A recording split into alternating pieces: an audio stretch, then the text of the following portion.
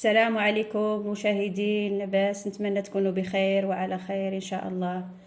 ويلقاكم هذا الفيديو اللي غنشارك معكم اليوم يلقاكم بصحة جيدة وكل ما كتمناو يا ربي.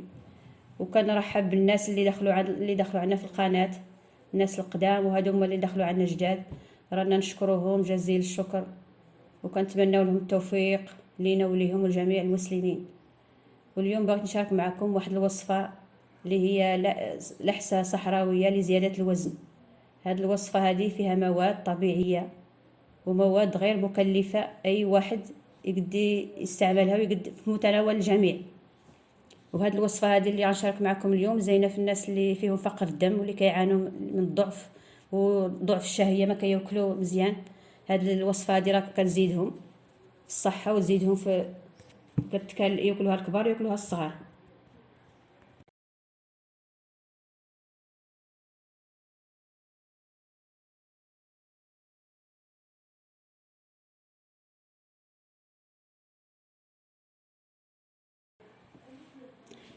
هاد الوصفة هذه كنحتاجو فيها 4 ديال اللوز محمر ومطحون،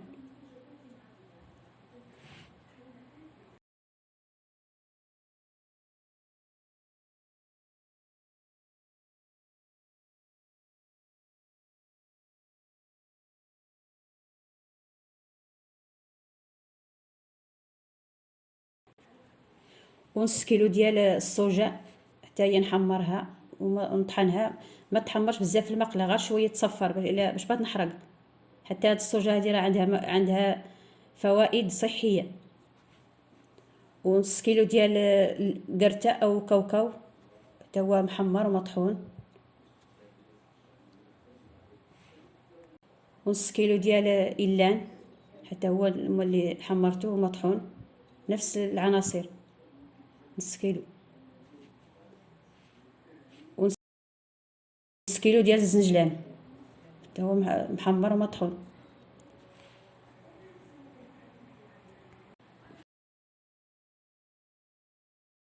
والبكبوكه حتى هي.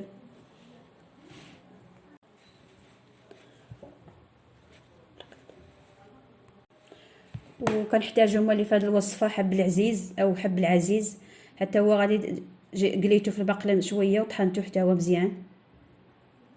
حب العزيز حتى هو راه عنده فوائد في الصحه، زين في التسمين. اي واحد راه كيستعملها في اي لحسه، اي مواد التسمين كيديروا فيه حب العزيز هي والبكبوكه كيداروا في الوصفات.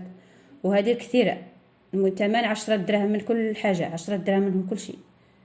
هذه البكبوكه وهذه الكثيره.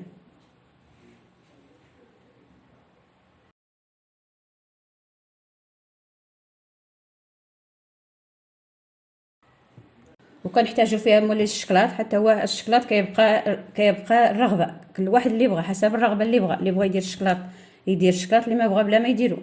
انا اللي اخترت معكم هذا الشكلاط، هذا اللي اخترت معكم اليوم. هذا كل واحد اش بغى يدير. 2 كوتشارات منه. وهذه زيت العود، هي باش غادي نخلط هاد المواد كامل. زيت العود صحيه مزيانه كلشي. وهذا العسل، هذا حتى هو ندير منه 2 كوتشار حتى 3 كوتشار ديال العسل. هادو كيجيو نخلط بهم هاد العناصر كامل. ونتلقى معكم في نبغي نخلطها ان شاء الله.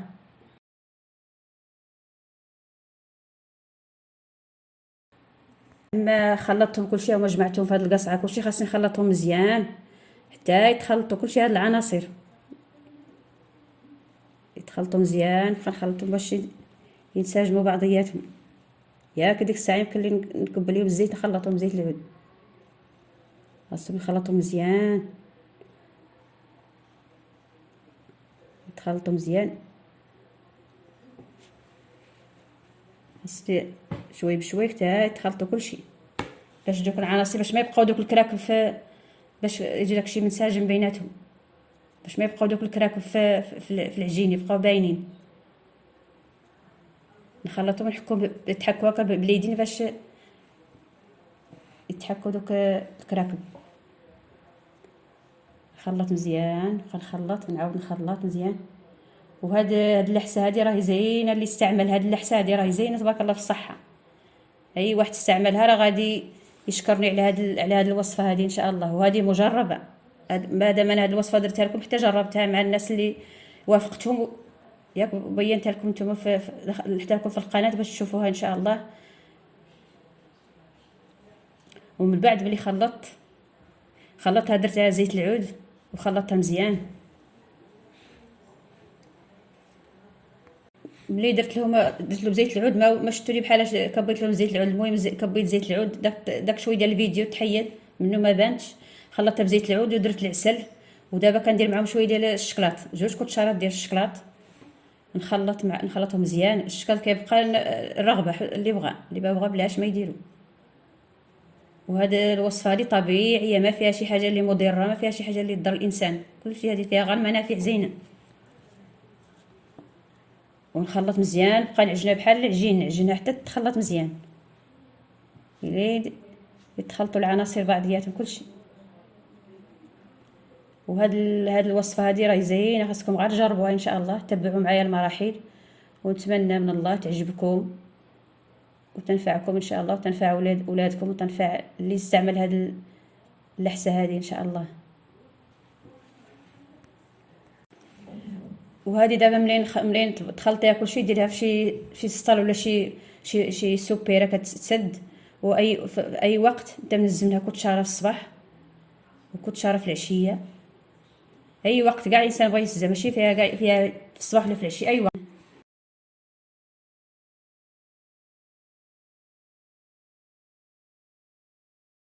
بقى شويه زيت العود ودرت عليها داك شويه زيت العود اللي بقى باش تخلط مزيان. هي خاصها ما تجي ثقيله، خاصها تجي شويه خفيفه، خاصها ما تجي ثقيله، تجي سائله. داكشي علاش مسمينها اللحسه بها، كتجي شويه سائله، وكتجي سائله وهشيشه ورطبه. نخلط مزيان، نعجنها مزيان حتى تعجن. نبقى غير هاد العمليه. ودابا